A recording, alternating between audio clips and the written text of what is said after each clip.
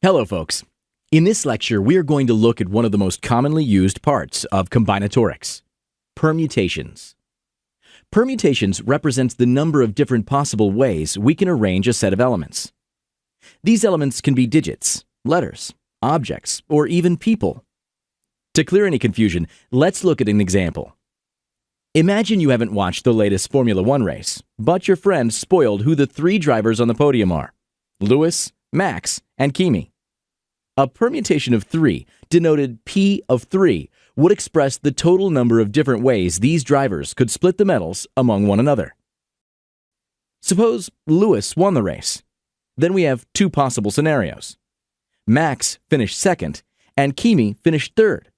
Or Kimi finished second, and Max finished third. Now, suppose that Max won. Once again, we have two possible outcomes, but this time, it is Lewis and Kimi who have to split the silver and bronze medals. Either Kimi got silver and Lewis got bronze, or the other way around. Not surprisingly, if Kimi won the race, we would have two more ways the drivers can be arranged on the podium. Either Max gets silver and Lewis gets bronze, or Lewis gets silver and Max gets bronze. In total, this leaves us with 6 unique ways these three drivers can split the top 3 spots. We call these 6 ways permutations, and we're going to show you how to compute the number of permutations for a finite set of any size and in different situations. Great! Now let's discuss the intuition behind computing the total number of permutations for a set of n many elements. We start filling out the positions one by one. The order in which we fill them out is completely up to us.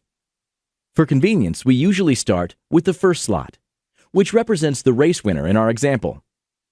Since anybody out of the n many drivers in the set could have won the race, we have n different possible winners. After that, we have n-1 possible drivers left, and any one of those can finish second.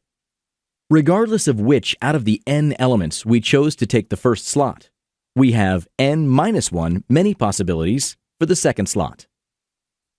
Similarly, we would have n-2 possible outcomes for who finishes third, and so on. Generally, the further down the ranking we go, the more options we exhaust. And the more options we exhaust, the fewer options we have left. This trend will continue until we get to the last element, for which we will only have a single option available. Therefore, mathematically, the number of permutations would equal the product of n-1, n-2, and so on until 1. We denote this product as n factorial, and in the next video, we're going to discuss some of its main properties and how these properties relate to permutations. See you there, and thanks for watching.